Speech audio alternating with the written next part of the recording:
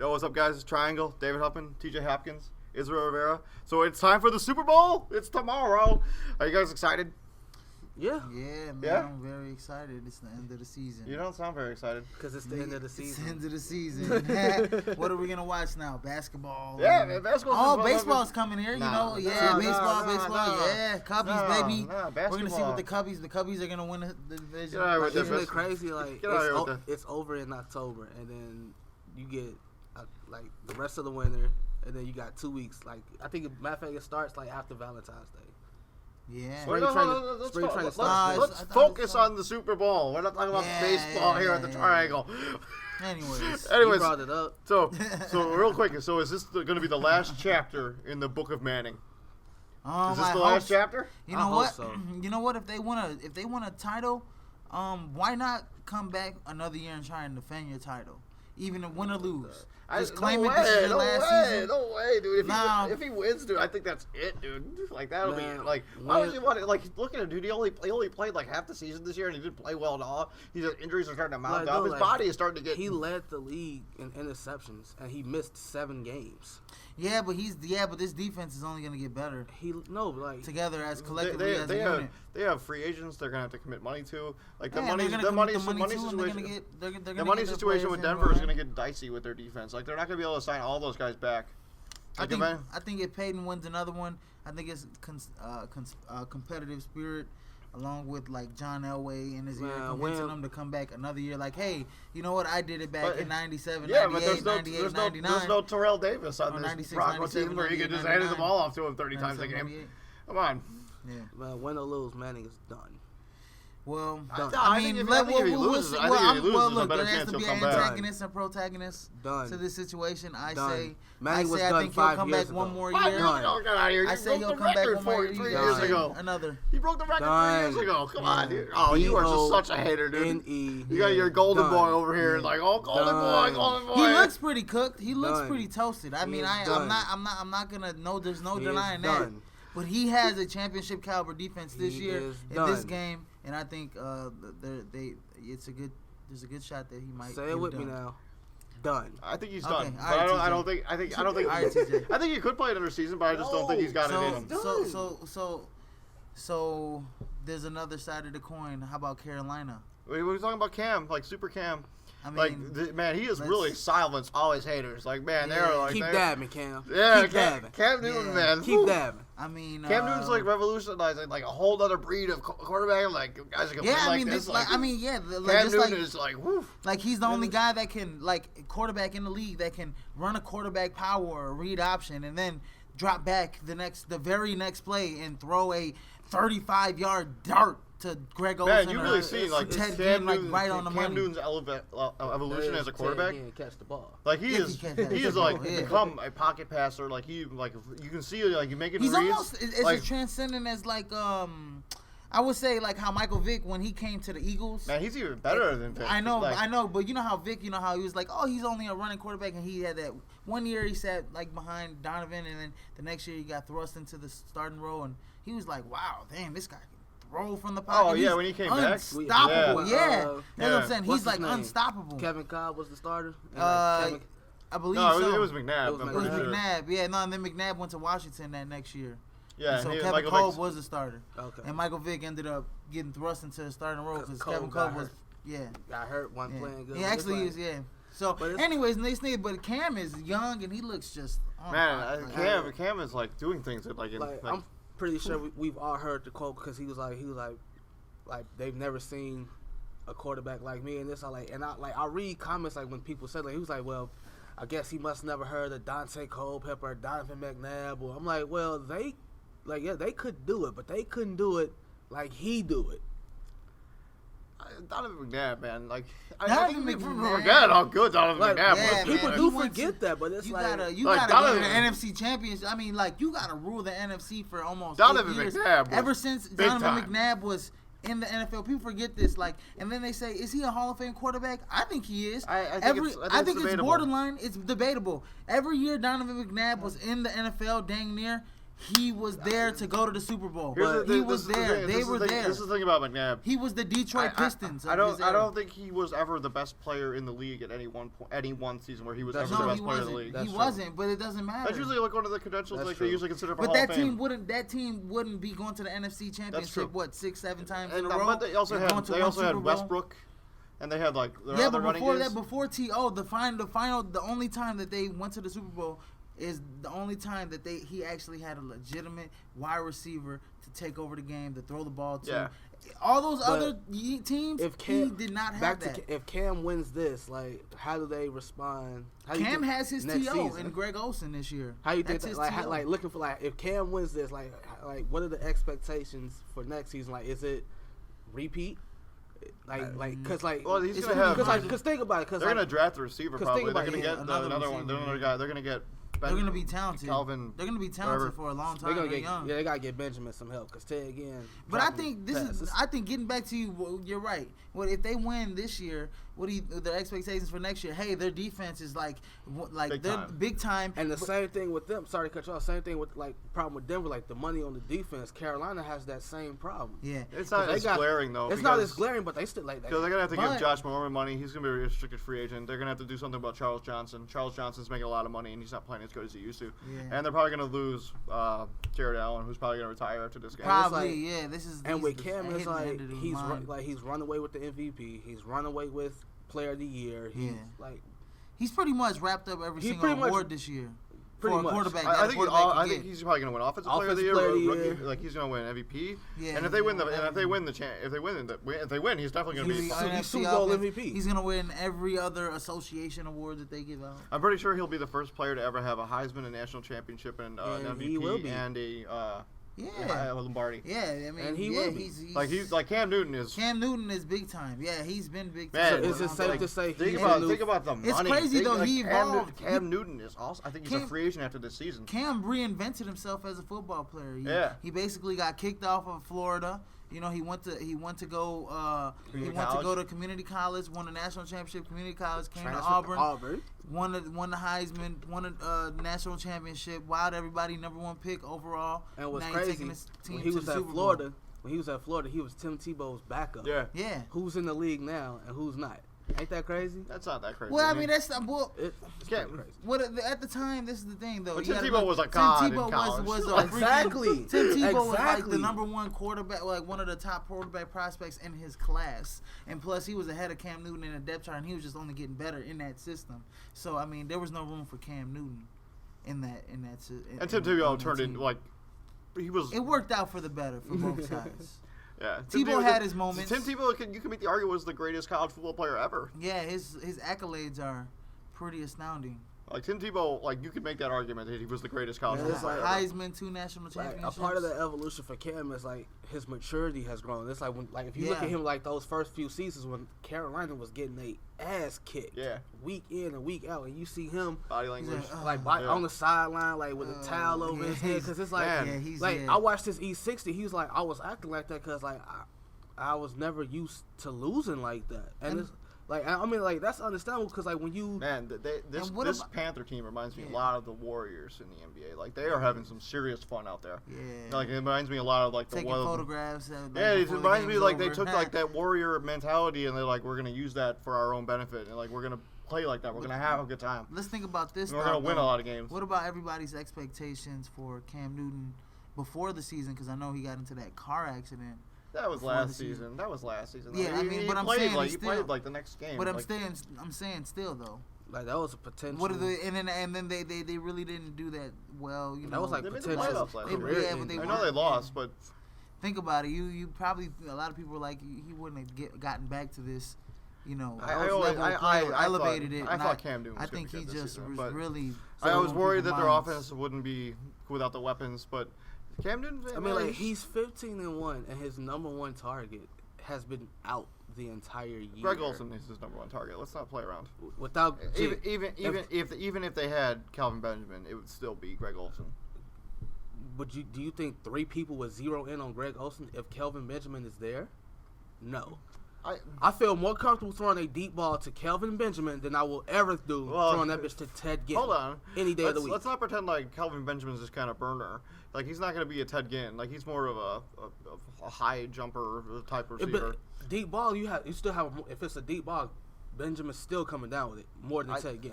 Ted Ginn Jr. is like light speed. And how many times have we seen Ted Ginn in open field in those scenarios? And how many times have he dropped them? Yes, I realize that, but like, if you put Kelvin Benjamin, he's not running those same routes as Ted Ginn Jr. Like, they're not the same guy.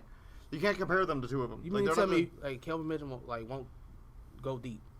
He won't go deep. I'm saying he's not as fast. I'm not okay. Kelvin Benjamin is pretty fast. Like, he's not Ted Ginn Jr. fast, but Ted Ginn Jr. is pretty washed up. He's not, dude. He could have been a Pro Bowler this season. Dude, he had like 10 touchdowns this season. Yeah, and before this season, he had 10 touchdowns for his entire career. Yeah, he could have had 5. Until you got found a quarterback that could actually get on the ball and find him in the seams. And then when he still found the quarterback, he still dropped the ball. Yeah, look, Ted Ginn at Ohio State was electrifying. Yeah. Come on, man. Bottom line, he was electrifying. He came to the league. We thought he was gonna be like the Reggie Bush kind of like type of player where he's so electrifying. I thought he was gonna be like that White Shoes Johnson.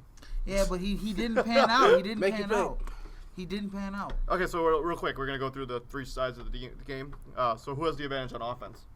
On offense, it's I think it's Carolina. I don't think it's Carolina. I don't think it's that close. It's Carolina, but because of quarterback play. But yeah, because of the quarterback play. Yeah. But this is the problem. The Broncos, they have such a good knack at controlling the time of possession and running the football. And they are just quarter eaters for their defense. Their defense is resting, and they're watching the thing, and they're either going to get a field goal or they're going to get a touchdown. They're going to punch it in because Peyton Manning Denver has not seen a defense like this Carolina defense. Okay, but what happens if they can't run the ball? Carolina's defense is predicated on turnovers. And besides scoring. No way. Turnovers. No way. Oh, Denver stops you. They stop you in your tracks. Carolina, you can move on Carolina. Look at that Atlanta Falcons game. They've already shown that they can give up big leads and they can give up points and they do that. If you can run the ball on Carolina, which is you can run the ball on Carolina. You know what I mean? If you limit them from getting turnovers and scoring off those turnovers, you have a good chance at beating Carolina. Because if you could stop those wide receivers from getting open, which I think Denver's going to do, this game. They got TJ Ward, who should be man-to-man on Greg Olsen most of the game.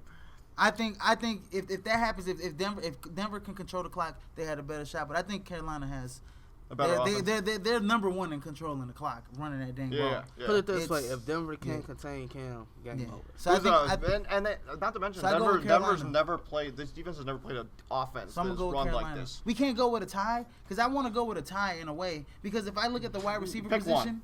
I'm going to go Carolina. Because I think Carolina's offense is better, so we're all thinking. I think because of the quarterback play, I think Cam Newton is at a better place than Peyton Manning is right now in his 40th season. Right. Defense. 40th season. Defense.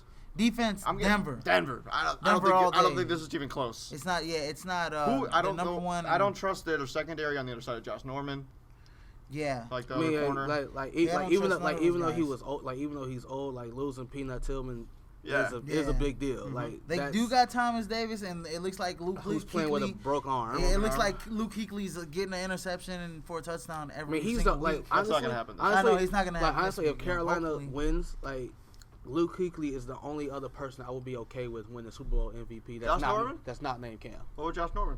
Nah, Luke Kuechly. Captain America? Yeah, he is the heart and soul of that defense. What about Thomas Davis? No, he's a big part of that. Luke Kuechly. Okay, they built it around Kuechly, literally. Special teams. Jared Allen's been special teams. I think Denver's got the. I think Carolina, just because of the Ted Ginn factor. Yeah, I'm gonna go with Carolina. Brandon McManus is a better kicker than Graham Gano. I'm gonna have to go. No. I'm gonna go with Carolina. Excuse me. No, I'm gonna go with Carolina on special teams. Because if McManus messes up and actually gives Ted Ginn a chance at returning the ball. Yeah, this is never gonna happen. He's gonna kick it through the back of the end zone. But I also think Denver, in terms of their return defense and their return defense, their punt and kickoff return defense, I think their kickoff teams, I think they're pretty solid. All Ted Ginn need is one scene. I know, we understand it, but I don't think Denver's even allowed. Have they even allowed? That one time that one kick doesn't go out the back of the end zone. I don't think Denver's allowed to punt return. Brandon McManus has a ridiculous leg. He's gonna kick it out of bounds all day, all night. He's gonna just bang it through the back of the end zone. He's gonna bang it all night out. There will be no returning. Yeah, there will be no Brandon returning McManus kickoff. There will be no returning for Ted Ginn off the kickoff return. Now, punt return is a different story. That's a different story. That's a different story. They got one of the Colquitt brothers. I mean, come on. I know, but it's say Denver's backed up. KC has the other one. Yeah, the Colquitt family. Their father kicked in the NFL too. You say Denver's backed up deep, and they got to kick to the freaking 50 or the 40. Ted Ginn's dangerous. The Colquitt kicking family. Look it up, man. They got a whole family of Colquitts. They got a whole family full of kickers. Are you serious? Yeah. Jason Colquitt. Okay. Thomas Colquitt. Seen it all. Whoever Colquitt. You guys are crazy. So some of the crazy gambling stuff that's been going on. So they have the one will Steph Curry hit more threes. Either I think it's tonight or Greg Olson's gonna catch more passes tomorrow in the Super Bowl. That's legit. I'm gonna have to go with Curry threes though. So will Steph Curry score more points than the Panthers as a team? Tonight. What's the? Yeah. I think Steph Curry will score at least 35. Wait, who are they playing? Points. OKC, man. Russell Westbrook. Yeah, they're gonna give him 20. 35. I'm gonna give him 25. I'm gonna give him 35. I'm gonna give him 25 because we've never really seen Steph and Westbrook match up because it's either Westbrook's out or They were talking about for some reason I don't know. Bleacher Report had some story going out that if KD because he's gonna be a free agent, you know. And if Golden State makes some moves to get KD, they don't even have to make the moves. They just let Harrison Barnes walk, right? And they just sign him. I know. That's what I'm saying. If that happens, it's a wrap for the league. Super Bowl pick. It's a wrap. I'm taking Denver. 28-24. I'm taking Denver. I might be a little high on that score. Yeah, I'm taking Denver. 17-14. Field goal. 2017 for me. I'm going to go 17-14 field goal, probably to end it. Not at the buzzer, but probably with 30 seconds to a minute left. I hope that's the case. I hope it's a good Super Bowl. It comes down to the last possession. And then the defense wins the championship against Cam, year? Yeah. I think it's gonna come down to Cam throwing a Hail Mary, and he's got to pray that Greg Olsen or Philly Brown. They don't have anybody to catch Hail Mary. Well, that's what you could have said that about.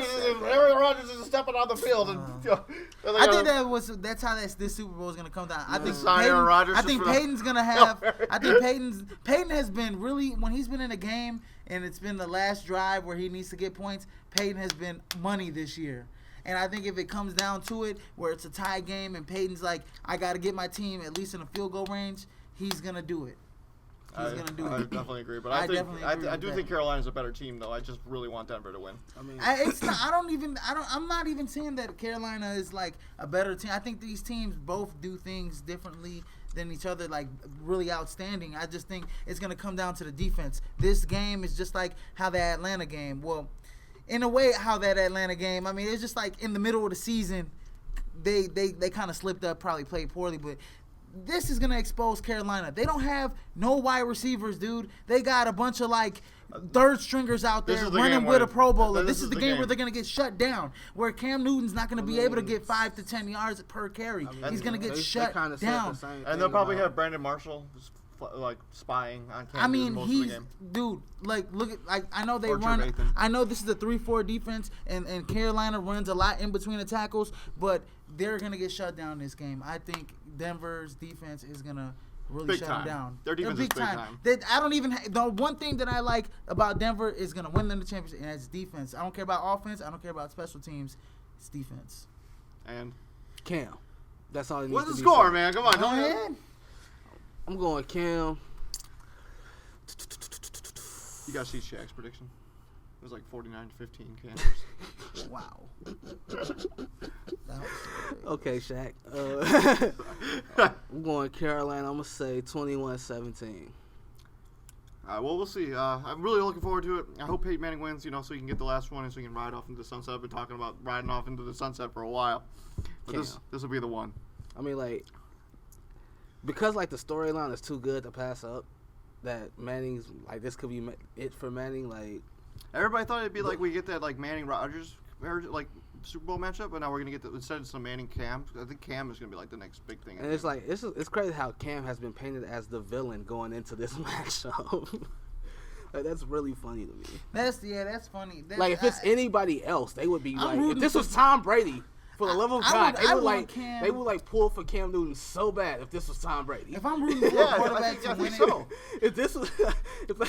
if this was any other AFC quarterback not named Patty Manning, they would be rooting for Cam Newton up and down. Yeah, if it was like Big Ben, to be like, But because this is Peyton Manning, potentially Peyton Manning's last game, Cam Newton has been painted as this thug, this dude that like what? Like if this was Tom Brady, what would the headline be? The thug versus the cheater? Like y'all still be rooting for y'all still root for the thug, the quote unquote thug, because Tom Brady is hated that much. But because this is Manning's last game, Cam has been painted as this evil character, and for that reason alone, I want him to win. But it would be nice to see Manning go out in the sunset. He deserves it. Okay, it's for someone who has literally given all he has to this league, and it happens to all the greats. He revolutionized the sport. He basically changed the way quarterback is played in the NFL.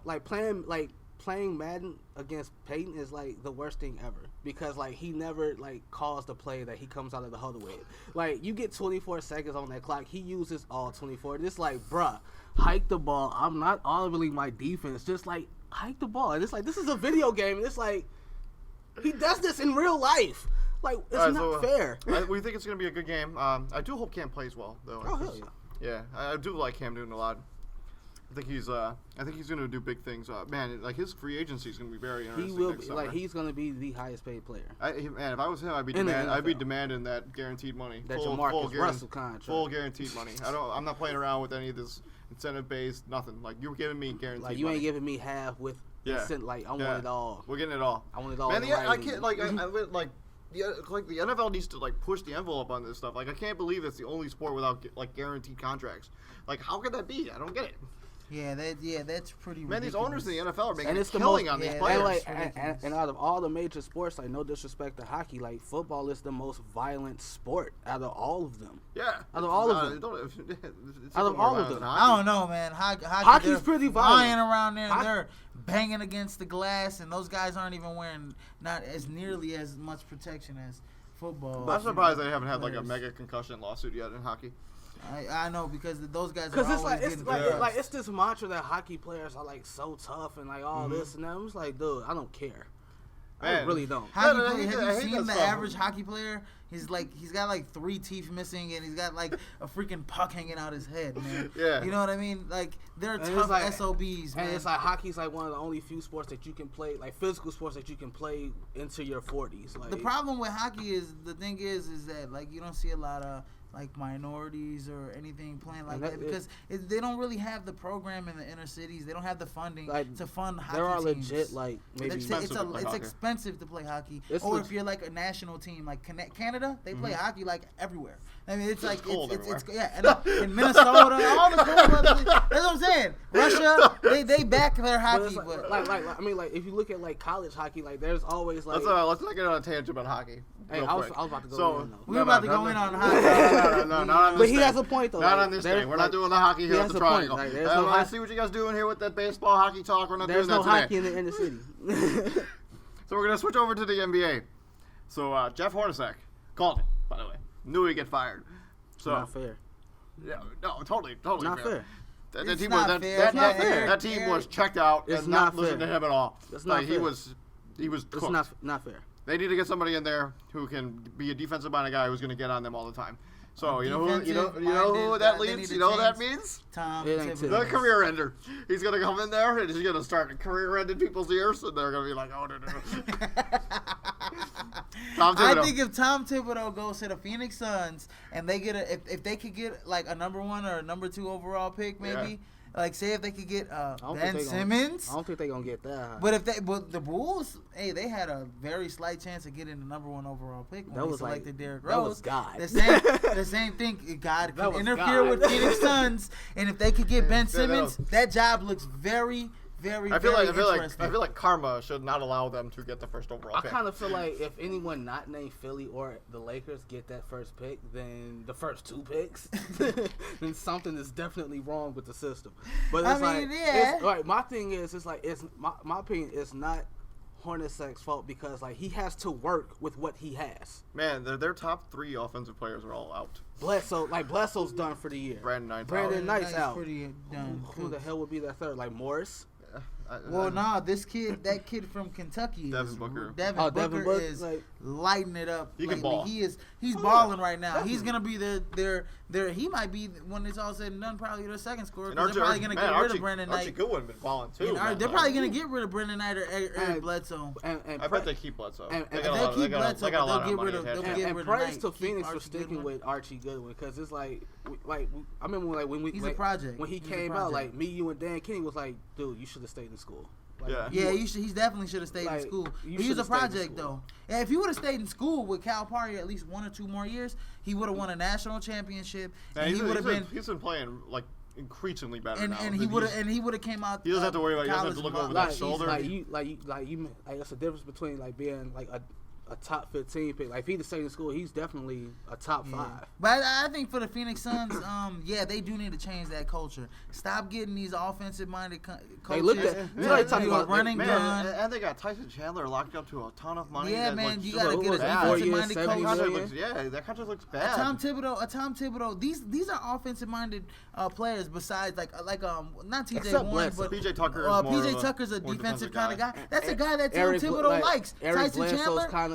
Tyson Chandler's a guy that Tom Thibodeau likes. I imagine because PJ Tucker and Markieff Morris won't be on this roster next season. No, man, Markieff Morris totally checked out when his brother was traded. Oh yeah, he was done. Yeah. He's like, I'm done. I don't got Dragic here. The Dragic brothers aren't here. My brother's not here. So I just want to go. I want to go. I don't want to stay here. So he's checked out. He's gone. He'll probably be in Detroit next year.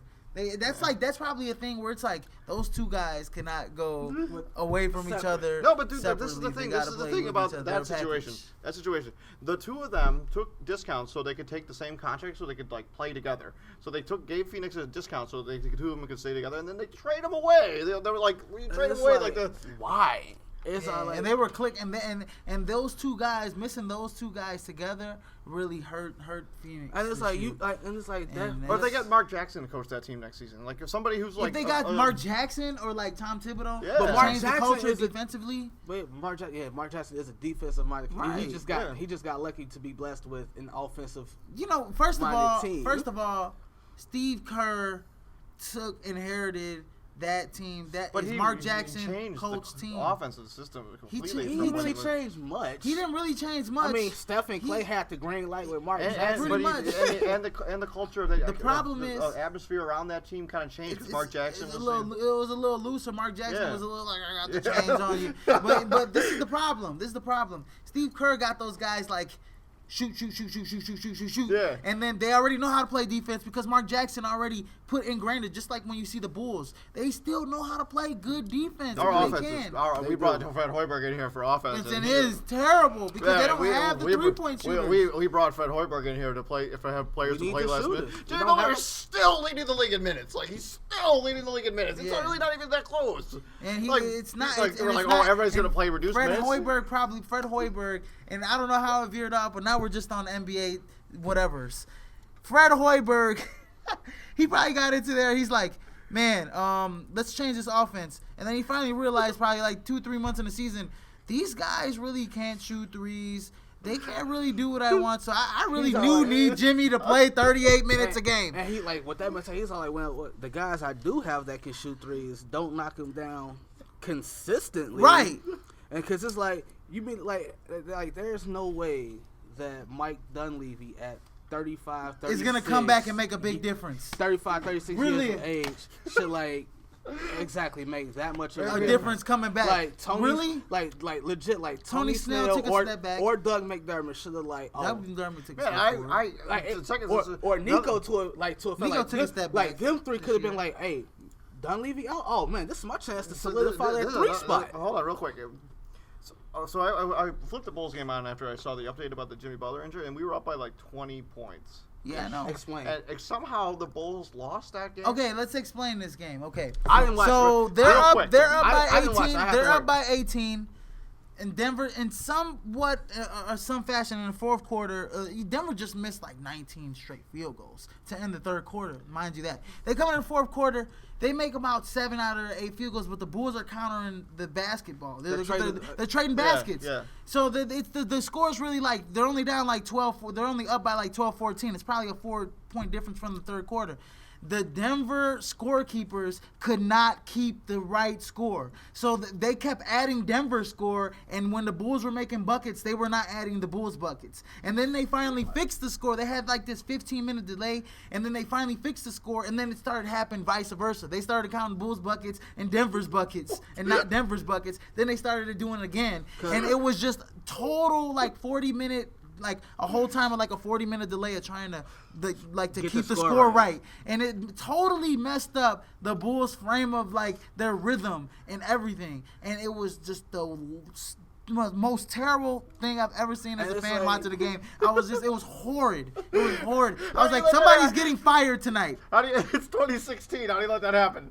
Somebody's getting fired tonight. I didn't watch the game. I had to work, and it's like Izzy was telling me like the refs was giving Fareed these soft calls, ticky tack. I mean, even the tipping was like over the back. Like he clearly, you know what I mean? I did see that he clearly shoved Taj in the back, and it's like, come then on. you go walk down the court flexing like, bro, like I can do that too if I shoved you in your And then again, first of all, Derrick Rose goes to the hole most of the game. He's at the line, 4 times that game?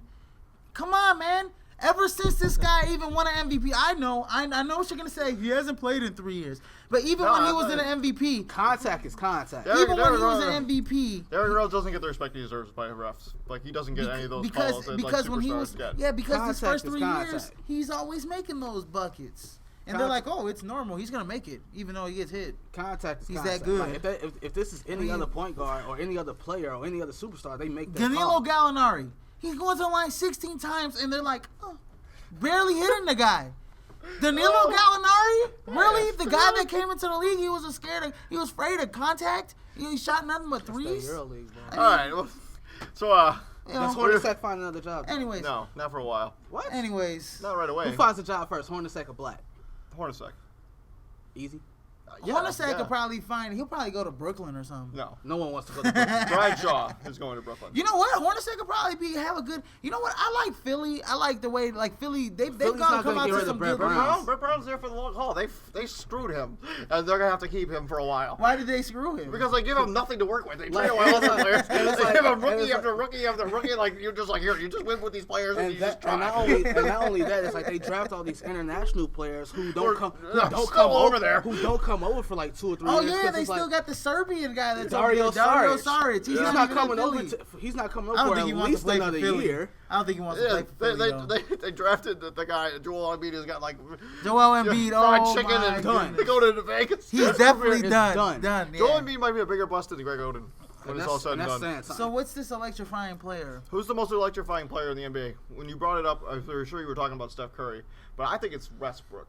No, when you brought it up, I thought you was talking about Steph Curry. I'm talking about Westbrook. Okay, I'm talking about Westbrook. Westbrook. Right now, I would 19 rebounds by a point guard. Right now, I would have to go with Russell Westbrook. Okay, like you had tickets. You can either go see Steph Curry or Westbrook. I'm going to see Westbrook. I'm going to see Westbrook because he's gonna fly down the lane. He's gonna throw down a couple dunks that's gonna get me out. So y'all ain't trying to go see Steph Curry? Like, it's close, man. I mean, yeah, it's close because Steph shoots the 3 from like half court. If I was going to if I was going to pay to see one player play in the NBA, it's Westbrook. Yeah. Like it used to be like Derrick Rose, Russell Westbrook. Yeah. If you wanted to go, or like Derrick Rose, LeBron James, but now Derrick Rose doesn't really wow you like how Westbrook is wowing you right now. LeBron James plays a very boring style of basketball.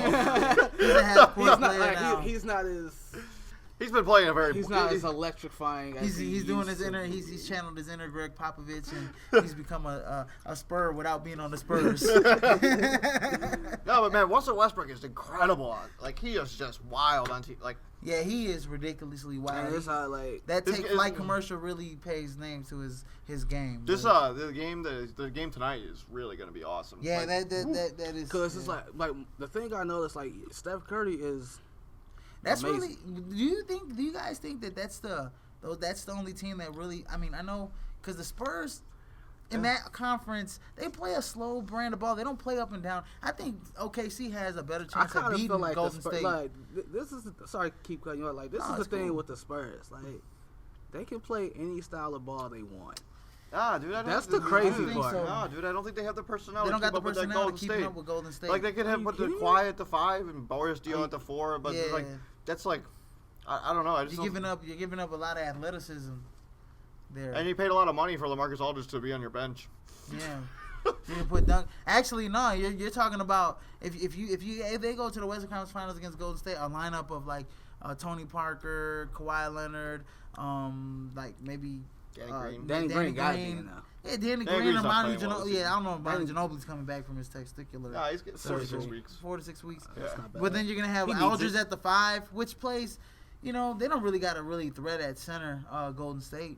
But you have to get Boris Dio at the 4 against Draymond Green? Yeah. I don't know about that. I mean, Boris Dio's pretty versatile. Like, he's Boris Dio. That's the thing. Like, this is someone, like this is a guy who used to be a point guard, then he grew. He hasn't really been in their offense. Michael Jordan wanted to be center, so he ate a lot. And then he's traded away. Boris Dio has been an afterthought in their offense this year. He's had a couple games where he's been really good. But he hasn't really been thought of. He's a bench player. Exactly. Yeah. He's one of those players you don't think of, but he can still hurt you. Yeah. He was a little bit of a difference in the finals. Yeah, he can still hurt you. Absolutely. Yeah. So I mean, but I think in terms of if you look at their games, OKC, like I think they have the offense to keep up with Golden State. They have I think they have the superstars. They have a 5-team lineup that outscores every time a 5-team lineup in the league. I think if you have Golden State. No, OKC. It's their big 3 and Enes Kanter and Dion Waiters. If you played them for 52 minutes a game, that's like an entire game plus 4 minutes of overtime, they would have 160 points a game. Wow. Yeah. Wow. My thing is a potent offense right there. Yeah. That's what I'm saying. Like the one thing I've noticed about like Steph Curry is like credit Tom Hammerstro for that stat, by the way. Okay. Yeah, wow. Like Steph Curry is amazing. Like really. Yeah. Like he's video game amazing. I mean, but this is the problem with Steph Curry.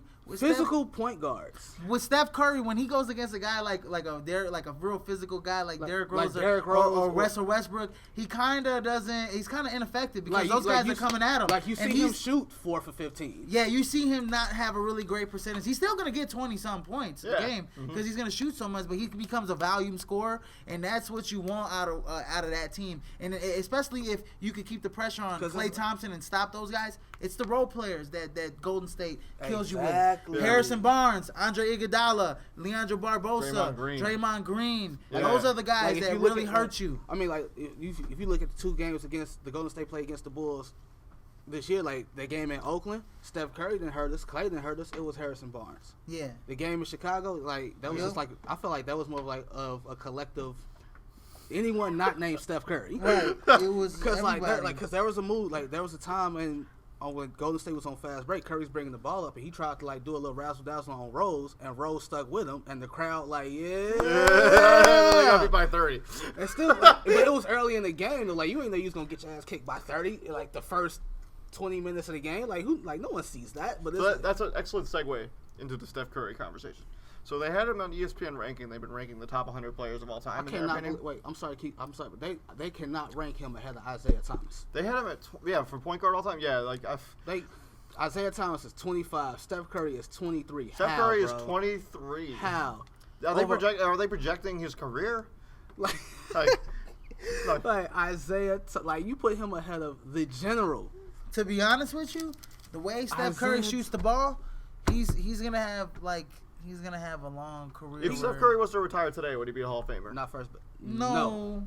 I don't think he'd even get in. Not first, not second, not third. You wouldn't even get in. He's had basically 3 seasons where he's been like a really good NBA player. The rest of those seasons before that, he was injured a lot. Right, that's like saying like those first couple seasons, you he was quote unquote on the border of could he be a bust? Could he be a not? Because every time you looked up, Steph Curry was out because you remember how pissed off they were when they traded Monte Ellis over. My God. When you remember I was so hurt. They had to decide between Monte Ellis and Steph Curry. They ended up making the right decision, but at the time, It didn't look like a good decision. Like it looked like a fail. Like you were like it did. Yeah, you were like, man, is Steph Curry gonna be able to carry the load? You trade away Monte Ellis, you go. They went 26 and 56. Then they got Klay Thompson. Then they turned into Klay Thompson. Yeah, then they got Klay. The next year, then they got Harrison Barnes. And then they turned into Draymond Green. Green. And then they free agent. They got Iguodala, and they got Bogut. Oh yeah, he became free agent. Yeah, you got Bogut, and then they really built that team up. Mark Jackson really molded them. And then Steve Kerr. Like he put that defensive mindset in there, and then like when Steve Kerr came in, like the offense just took off. Yeah, the offense took off. For them to rank him ahead of Isaiah Thomas. I think they had him higher than Durant. I can't remember where they had Durant, but for him to be higher than Isaiah only played. Thomas. Isaiah, if I'm not mistaken, he only played like 12 seasons. Didn't he? Towards Achilles at the age of 32, so he was done. And he only played 12 seasons in the league. Back then, the injury like that, like the that Achilles was tendon now even still. Like even even now, it's you're more likely to come back now than you were 20 years ago. Yeah. So Steph is what? I mean, halfway there. Isaiah was done at 32. Like this, I think it's 8. Steph's been in year 8. This is year 8 now. So Derrick Rose is year 9. His first 5 years were a little, or first 4 years were a little like. Derrick Rose been in the league 9 years then. Yeah, take away 3 years. Take away 3. Yeah. But it's like this is the thing. Like no, that's impossible. No, those guys been in the league. Steph's only been in the league about 5-6 years. No. Yeah, no, he was the 09 draft. He's in the 09 draft. Derrick Rose is the 08 draft. Last year was his 7th year, bro. I'm telling you. It's 2016, TJ. This might be his 8th season. I'm telling you. Or 7th season. We'll look it up later. 09, 010. We'll look it up. We'll look it up. It's got to be 7th year. Because what's crazy is this year's 7th year. It's like last year when like when the Warriors like blossomed. Yeah. It's crazy because all those social media like females was like, oh, Steph Curry is bae, Steph Curry is, and I'm like, dude, been in the league for like 6-7 years now. Yeah. Now all of a sudden he bae. I'm like, yo, he's the Chef Curry. Like you said like earlier, like before we started, like the Steph Curry thing has gone too far, and it's like this is just the beginning, dude. Yeah, I know. They're only gonna. Man, he's gonna win. If they win another title, like Drake gave him a whole nip. He's probably gonna win the MVP. I think if he gets hurt, doesn't play again this season, does he win the MVP? I think he leads the NBA in scoring. Yeah, it's not even no, like if he gets hurt, let's say he misses the rest of the regular season, and he's gonna be back for the playoffs. Like, do the Warriors still win it? No. Does Steph Curry still win the MVP? No. I think you would have to give that to Westbrook. Even though Steph Curry's been Westbrook's in the MVP, he's been in the MVP consideration for the last 3 years. Westbrook gonna get him the last MVP. 3 years. Like Westbrook, he's gonna get himself an MVP sooner or later. He's been in the conversation the last 3 years. He's been like a runner-up or like the third or fourth. Like he's gonna win MVP this year. It's not fair to have Curry in the top 30. Yeah, not have players of all time. Yeah, he's got a ring. All time. He's got to play he's got a ring and an MVP in the same year.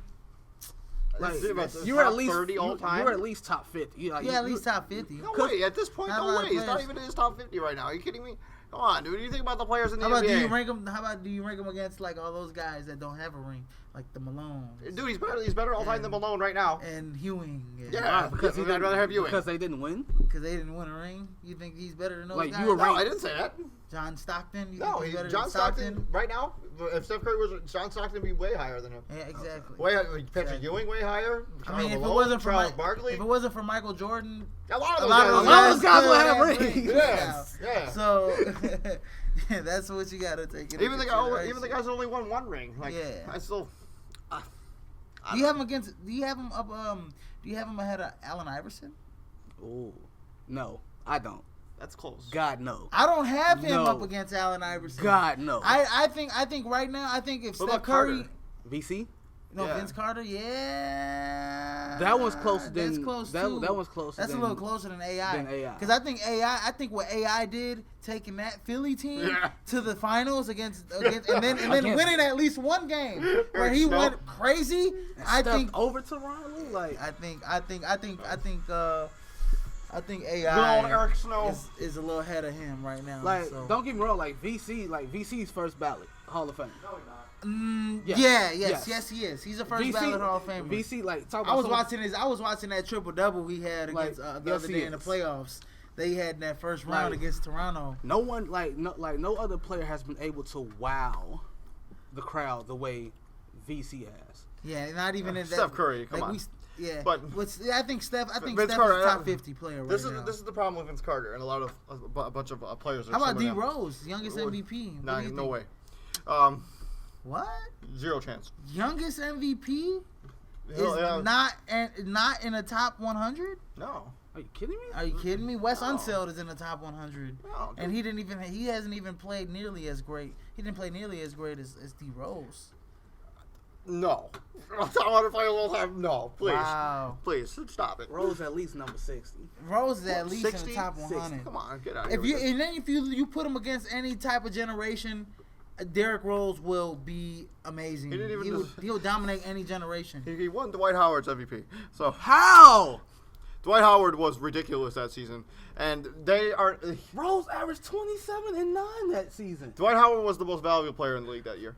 Derrick Rose is the only player in the league in top 10 in points, assists, and rebounds or something like that. You took Dwight Howard. That was Dwight Howard's MVP.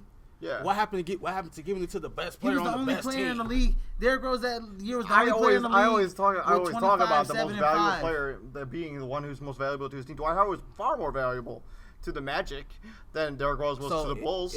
So if you take Rose off that team, they still go 62-20. No. They still make the playoffs. You take Dwight. They still go 62-20. That is the question. You take Dwight Howard off those Magic teams. Look at him. Okay, I made the same argument last year. I made the same argument last year for Harden over Steph Curry. I was on that bandwagon. No, you were not. What are you talking about? You were not. It was Dan Kenny who was doing the Steph Curry stuff. I was always talking about Harden. It was you and Dan going Curry and not picked Harden. I remember it. At the end, I did change my vote to Curry, but when we were throughout the year, I was always talking about I will pick Harden throughout the season until the end. Dwight Howard MVP. Stop. Wow. Dwight Howard was more important to those Magic teams, to that Magic team, than Derrick Rose was to that Bull team.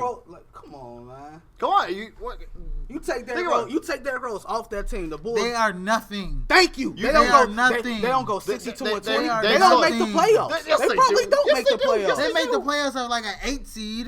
You took Dwight Howard you left the Magic. Who fills in that production? Who fills in that 27-7-5? Who fills that in? What player on the Bulls at that time fills that roster? Like Keith Bogus? Hell no. Carlos Boozer? No. Joakim Noah? No. Carlos Boozer? No. Carlos Boozer? TJ Watson? No. Rip Hamilton? No. Rip Hamilton? No. Omar Ashik? No. Carlos Boozer did fill in Taj that role. Gibson? The next season? No. The next season? Jimmy Butler was on the bench. No. No, that was wasn't like even there yet. No, we're talking about his MVP year. Okay, he he's had not Keith even there Bogans. yet. He's not even there yet. Jimmy Butler's not even there yet. The next year then. It don't matter. You take Rose off that team. You took Dwight Howard off those Magic teams, and they turned into the bottom of the. They were like, look, come on, man, dude. Derrick Rose was so amazing that year. Dwight Howard was an afterthought. No one even thought about him. He finished second in the MVP No one even thought about him. Wow. Rose ran away with that mud. It was not even an afterthought. Let's talk about the All-Star. Let's talk about that. This is getting heated. It's getting heated. All right, so dunk contest. Who do you guys like in the dunk contest? Zach LaVine. Zach LaVine. End of story. Will Barton. Big man doesn't make it look good. I hate Draymond Green. I hate the fact that it's Andre Drummond and it's who else? It's only one big man. It's only one big man. Yeah, the other one is the other player in there is Aaron Gordon. Yeah. Aaron Gordon. Those are two big men. Yeah, Aaron Gordon's like. He said that's not a big man. That's a power forward, bro. That's a power forward because he can't shoot. Aaron Gordon got hops. Beast. Hey. If there's anybody that's Will the Thrill Barton? No. Will the Thrill? I don't think Will the Thrill Barton got First off, who the calls creativity. him Will the Thrill? He does. His Twitter is Will the Thrill. Stop it. Zach LaVine. Whatever. Is gonna run away with it. Run away with it again like he did this year. Will the Thrill. And he's probably gonna go for a three-peat, and he's probably gonna retire. You see, Will the Thrill's like because this boy layup. is amazing dunker. He is an amazing dunker. And it's like, what's crazy about it, he does it so effortlessly. And he is creative with his dunks. We'll see. I will the thrill. He jumps so high. He got freaking twig legs. Who's I know Steph's in it. You got Kyle. Steph and Clay. I think why is Kyle Lowry in this contest? Why is Chris Bosh in this contest? Why isn't Doug McDermott in the contest? Why is Devin Booker in the contest? Well, he's made 86 threes this season. Yeah, but he's been. That's like high. Yeah, that's Devin. like, you can make the argument for Devin Booker and Kyle Lowry. That's like why isn't Doug McDermott in the contest? Because of Doug McDermott is in the top 10 in field goal percentage. Kawhi Leonard was leading the league in 3-point percentage. How many 3-pointers did he? I'm gonna have to go Curry. He won it last year. Harden's in there too. Harden I don't consider him a great 3-point shooter. We had this conversation last year. I don't think he just takes a lot of shots. It doesn't mean he's a great 3-point shooter. I'm gonna have to go Curry on this one. I'm taking Clay. I think Clay gets some revenge. I think if you're thinking about 3-point shooters, who would be your dark horse? JJ Redick. Yeah, JJ Redick is an amazing 3-point shooter. Yeah, but I mean, there's other 3-point shooters that are worthy of being in this. I agree, but that's the ones they picked. Like Kyle Korver, Ryan Anderson. Korver's been hurt. Like, well, he hasn't been hurt. He's still back. A really good 3-point shooter. Like, he doesn't discredit his ability to shoot the 3. I mean, yeah, there's a lot of guys that and then the skills contest has a lot of power forwards in it.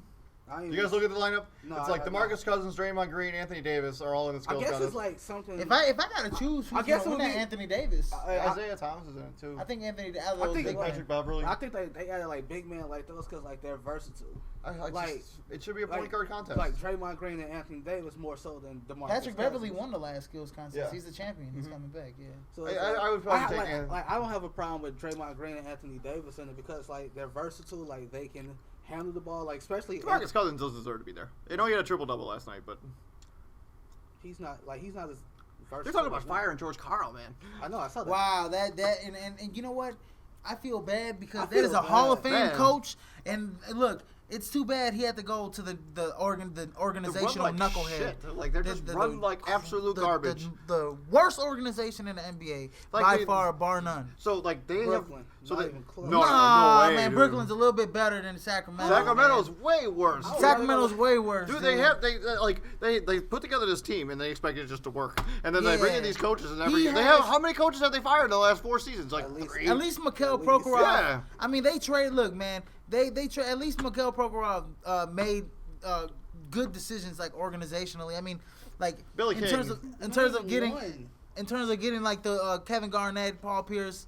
At least they made the playoffs with that roster. At least they made the playoffs with that roster, having Jason Kidd as a coach. You know what I mean? And then you lost Jason Kidd. You know, too bad. I mean, Darren Williams was always hurt on those teams. And those guys Joe Johnson never got. Kevin Garnett's old. Kevin Garnett's old. Yeah, I mean, so I think Brooklyn's a lot better than Sacramento. At least they've been to the playoffs recently. But it's like when you look at that team on paper, it's all like Cousins, Rondo, who's like resurrected his career, Rudy Gay, Ben McLemore. I think with this guy, whatever the hell his name, who the freak is the owner, and then you got Vlade Divac as the Shaq's GM. A minority owner. Right, Shaq's a minority owner, but that like I can't remember the guy's name. I know you're talking about. But I forget. He's I know he's Asian guy, Indian, right? Something like that. I don't know what he is, but I forget his name. But anyways, he has such a high expectation in this team. They're not a playoff team in the Western Conference. And you got to at least give George Karl, Hall of Fame coach, Hall of Fame credentials, another year or two. Give him a chance. Give him a year or two to develop that relationship. Rondo and all those guys. Get a couple draft picks. Rondo's gone after this season. You think he is? Where's he gonna go? He's gonna get like all this PT. Like you think he's gonna go to Indiana? Maybe. I think he's gonna get paid. I think he stays. Indiana? No, not Indiana. I think he stays. They got George Hill for another season or 2. I think he stays. I think San Antonio should probably pick up Rondo. Get rid of Tony Parker. I think he stays. He would be better than Tony Parker on that team. All right, so we're gonna close this out. We're gonna have a conversation about Kobe. So the ESPN ranking had him at 12. That feels so low. Like I feel like he should be higher than that. I feel like Kobe Bryant is a definite top 10 player all time. ESPN player ranking. Yeah, they ranked all the 100 top players of all time, and they have Kobe at 12. Wow. They put Kevin Love. I would love to see this. They put Kevin Love. Wait, this year or all time? All time. All time. They put Kevin Love in the top. So they haven't released the rest of it. So I think they have Oscar at 11, and they haven't released 10 through 1. I'm not cool with that with the 12. I think he should be like 7. Like I think. We done the podcast on this. It's like, yeah, he's at least 7 or 8. Yeah, like he's got to be higher than. He's definitely the top 10 player of all time. Like this is ridiculous. I just think he's not. Wow. I'm like, who runs this? You know, Mike, Kareem, Magic. I don't know. I think they got Shaq higher than him. Shaq shouldn't be higher than him. It's ridiculous. Come on. Shaq's the most dominant player ever played the game, dude. Will Chamberlain. That's not fair. That is not fair. Will Chamberlain played in the era where he was literally the biggest dude on the court. When Shaq was in the league, there were other 7-footers in the court on the court. I mean, Oscar Robertson, you know, MVP, 12-time All-Star. Only player to ever average a triple-double for a season. Yeah, I would say, look at his numbers, man. His career stats. I mean, Kobe's career stats are pretty good, but they're not as good as he's got 5 rings. The thing with Kobe is that they made the argument is that he never had like all those dominant season stats. Kobe. What? Yeah, like he's only got the 1 MVP, which is crap. Yeah, I mean he should have won probably one of those Steve Nash ones. He should have at least 2 or 3. But he's only got 1. He's only got the 1 MVP.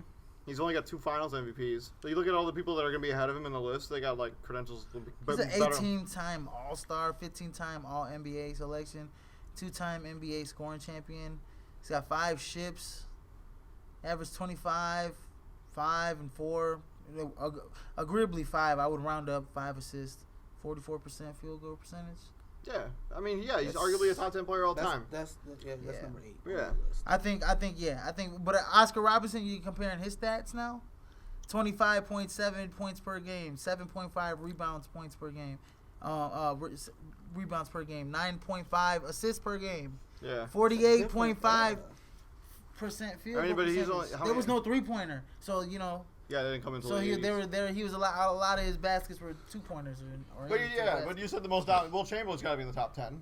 Will Chamberlain's definitely in the top 10. He is. Bill Russell's got to be in the top 10. Bill Russell's in the top 10. Larry Bird. Kareem's in the top 10. Larry Bird's in the top 10. Magic's in the top 10. Magic, Shaq, Tim Duncan, and who do you think? Larry Bird? The doctor? The doctor, Dr. J. Dr. J. I think he might be already on the list. Think so?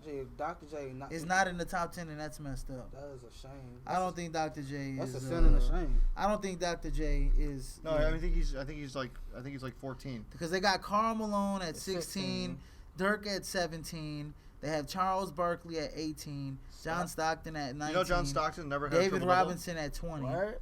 Never had triple-double. That's crazy. In his entire career. Yeah, they don't. Yeah. No, he's definitely like top 15. They got Scotty. They put Scotty at 25. They put Steph ahead of Scotty. Whoa! Yeah, they put Scotty at 25. Elgin Baylor at 24. Stephen Curry at 23. Yeah, that's what we're talking about, dude. I know, but I mean, they put Scotty at 25. They put Steph at Scotty. Man, if Scotty were in his prime against Steph, he'd shut Steph Curry down like no problem. That's ridiculous. Who's making these? I want to know who's making. They put Kevin Durant at 22. What has he done in the league so far? Well, he won 2 scoring titles at MVP. He won 1 MVP. They put titles. Oh my God, he's 22 next to Kevin Garnett. That's a shame. He hasn't really done anything. He made it to 1 finals. He got 1 MVP. All right, so next week we're going to recap the NFL season, talk about it as a whole. Yes, that would be beautiful. And then we're going to talk about the trade deadline because it's coming. And I love trade deadline stuff. So if you can, just think of some stuff. Let's go on. How about one little last note? One last comment. Johnny Manziel, career over? No. Somebody will take a shot on him. You think so? Yeah, something. Unless he gets if he gets charged with anything, then maybe not. I mean, let's look at it from the get go, from the day of the draft, the day of the draft, Cleveland passed on him twice. I don't think that's relevant right now. He was drafted into a situation where he was not wanted in the first place. I don't think that's accurate. How? They treated him almost like they passed on him twice. RG3, yeah. They passed on him twice. RG, come on. They treated him almost like how they did RG3 in the second and third years. It. They passed like how they were like, oh, we're gonna David. take you in, but we're not gonna give you the quarterback position. You're gonna have to earn it and all of that. I get that, but he had issues as soon as they drafted him. Did he started having off the field stuff? They could never trust him to be every time he had an opportunity to start to be the guy. Every time he had this opportunity, Like he screwed it up by being in Vegas or whatever he tried to do with his mustache. He's his young. ring. I just think they never gave him a chance. I think he's going to go. Young. I think he needs to go somewhere to play somewhere else because Cleveland's not the answer. That organization is dysfunctional. It's super dysfunctional anyway. Okay, you pretty much just summed up the point I was making. Thank you. But I don't think they wanted him to fail. I don't think they drafted him because they wanted. Like they were like, you pretty much just made my point for me. Thank you. Dallas passed on him because they said that he was like. They didn't think that the guy was like his. They said some screws were loose. Dude, that's definitely the case. Like he needs to knock it off with an ex-girlfriend. He needs to stay away from her because neither of them they ain't good for each other. they say that they're like Johnny Manziel's a young, kind of wild guy. We don't want that for our backup quarterback. And it's like what's crazy because it's like quarterbacks are known for. Especially can we go over the draft, the NFL draft next week? Yeah, we're gonna do that too because I want to have this quarterback conversation about who's like there's not a can't miss quarterback. You can't miss quarterback in the draft, but we're talking about but they're talking about on these big boards that the number 2 overall quarterback is going to be this guy from North Dakota State. Oh yeah, but they're talking about Carson a can't Wentz? miss Carson. Yeah, Cannon. I know, but still though they're talking about there's not a can't miss. If you're talking about there's not a can't miss quarterback prospect, then why is there a quarterback going number 2 overall? Because the need for quarterback in the NFL is like, why do you have to waste your pick? Like, there's been so many other like defensive picks, especially like how teams like usually like the really good teams they load up on defense. Why are like some of these teams we're gonna go after a quarterback second round pick? There's so much like Laquan Treadwell is worthy of a number 2 overall pick. Tennessee is not going quarterback. No, listen. But there are those. Like, you draft a quarterback that you have no offensive line that can block for him. You have no receivers anywhere around him. And you just, like, put this quarterback out there and it's like, oh, just but go. It's like, that's back to Johnny Manziel. Like, that's totally the situation in Cleveland. Like, you put him on the line. Like, you put him in the situation. No offensive line. No Josh Gordon throw the ball to. No Josh Gordon. Josh Gordon is his career. Cleveland Browns' offensive line is actually quite good. They have Joe Thomas. They have Matt. Why don't they win? No, Eric Fisher's on. They have their left side of their line is incredible. They got Joe Thomas. One side. What about the middle? And they got their center is always a Pro Bowler, Alex Mack. Yeah, like they have some good offensive linemen. Yeah, like don't play around. Like their offensive line isn't good. They have good offensive. And then they got a pretty decent tight end now, Barnage. Yeah, and they have they have Josh. I know they have Josh Gordon, man. If he could get his, they think he's gonna be reinstated. If he could stop smoking reefer and really pass the drug test. Their offensive line is good. Then how come every time like Johnny Manziel when he did get the job, like like every time you looked up, Johnny Manziel was on the ground. Josh McCown, he held the ball too long. Dude, Cleveland Brown offensive line is super underrated. Like they have some really good players. They don't have wide receivers though. Yeah, they don't have receivers. They don't have a running back either. They don't have a running back. Oh my goodness, they don't have a running game. Like Trent Richardson was supposed to be the answer. The man, yeah, and he just turned out to be. Who is the running back now? Out of the league. Who's the running back now? Isaiah Crowell. Okay, come on. Like look at the receivers. Like you don't have it. Their offensive line is much better than people think.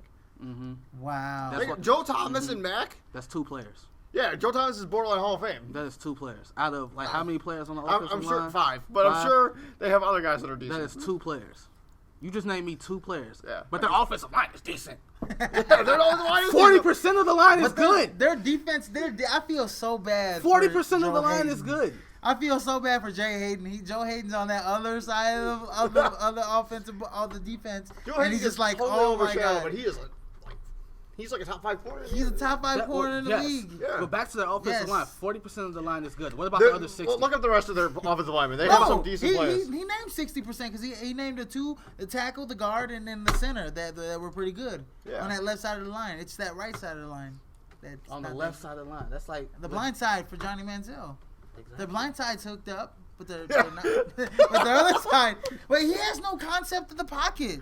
They never gave him a chance. He's too busy partying to learn the playbook. Joe Namath went out partying. What was the problem? Joe Namath, you look at his career. Have you seen Joe Namath's career stats? Besides in the game in the Super Bowl where he they are not good. Joe Namath was terrible. They're not good. He was probably the worst quarterback to ever win a Super Bowl. To be in the Hall of Fame. No, he is one of the worst quarterbacks to be in the Hall of Fame. He's probably the worst quarterback to ever win a Super Bowl. And to ever win a Super Bowl. And we're talking next to Jim McMahon. We're talking like quarterbacks that like we're talking about Trent Dilfer and Brad Johnson have rings, and Joe Namath is like in that conversation with that being that poor. And you know what's messed up? You know who's not in the Hall of Fame that should be in the Hall of Fame? Jim Plunkett. the other Raiders quarterback. What the heck's his name? Plummer. What's his Stabler? Kenny Stabler. Yeah. Kenny Stabler. Kenny Stabler is a borderline Hall of Famer. Yeah, he did. He's like in that conversation, kind of in Joe Namath. They had better seasons. CTE. Yeah. Yeah, they found Kenny Stabler. But the problem is that he died with CTE. He was never like the starter, like legit starter of those Raider teams. Well, when the season started. Yeah, he came in the playoffs and in the Super Bowl. They needed somebody. And then he won 2 Super Bowls. Yeah. So I think Jim Plunkett should be in the Hall of Fame and Joe Namath's in the Hall of Fame. Look at Joe Namath's stats. Like, just look at it, man. Maybe one day Plunkett will make it. Maybe he will. But Stabler's gone and dead, and he should be in the Hall of Fame too. Yeah, I think that's a pretty good argument. Every quarterback that has 2 rings is in the Hall of Fame besides those 2. Yeah, like it's ridiculous. Yeah. Besides those 2 guys, like Big Ben's probably gonna get in at some point. Eli Manning, definitely Big Ben. But okay, Eli Manning will probably get in. This. Oh, how about this though? Well, your expectation of this modern day quarterback. Like when their career's over with, like the Ben Roethlisberger and obviously Tom Brady and let's say like an Andrew Luck down the road, because like the offenses in the NFL are so pass heavy. How can you rank those to the greats back in like the 40s and 50s? And you're like we're gonna compare these stats to those stats and rank those as that's a Hall of Fame standard. It's like what do you think? Because like how you like the quote unquote modern quarterback, because like you like the quarterbacks you just named, like Luck and Big Ben, like they have some type of like scramble ability where you have like quarterbacks like even though like they're old, like when like Eli, like Peyton, Tom Brady, like those pocket, like even when you have like a core of modern day quarterbacks, you're still gonna have those old fashioned pocket passers. Like even if they're young, like they're still gonna be like that molded after that type of way. So it's like you can compare them because it's like there's always going to be those 2 type of quarterbacks in the league. But I mean, are you really comparing this quarterback to like? He's talking about because the numbers are going to be so erroneous. Compared to like the old Sammy Ball and Sid Luckman. Those guys, they were throwing freaking melons out there. You know what I mean? And it's also, but it's like you also have to account for like the way like both sides of the ball, because like defenses 40, 50 years ago didn't have the creatures that they have. Now, the athletic beast like you have now. Back then, you ain't have like 6'8", 330-pound linemen running 4.5s. Like, right. So I think when you rank a Hall of Fame quarterback in this day and age, there has to be a new standard of where do you rank them against like Steve Young and Joe Montana and those people like they were rings or do statistics? Well, we'll have to play in effect. Maybe we'll talk about this a little bit later. Yeah, because Steve Young was a mobile quarterback. Montana was. Nah, really. Yeah, just really. He could though, but I hope Johnny gets on a good team. Johnny does good things. Right. Where's he gonna go? He gonna be alright. I don't know. Houston Texans are looking for a quarterback. I think you got to get him out of that Houston area. Like I don't think that's good for him at all. Where do you put him then? I don't know. Maybe back up Arizona or back up Arizona. You Carson think? Palmer maybe. Yeah, they don't have anybody. Me personally,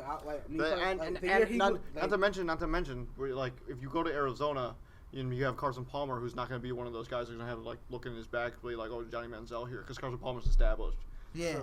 So, like you don't have like if you go let's say you send him to Houston, he has to start. Yeah, you like because anybody you put ahead of him like is going to have like constant that constant chatter about like if Johnny Manziel should be starting. It was the same thing in Cleveland because it's the same thing that happened in Cleveland because you had these guys that came in and bid the starter and like they were constantly talking about Johnny Manziel if he should be there. And like honestly, like I said, like Cleveland, like they didn't want him in the first place. Like they took him because he was still on the board. I totally disagree with you. I definitely think they wanted him, and they wanted him, but he did not pan out. He did not pan out. They passed on we're gonna hope that maybe he'll go he'll figure it out. Let's hope he figures it out. Like a team doesn't want a player that they pass up 2 times. Because Ryan Leaf said it's like looking in the mirror.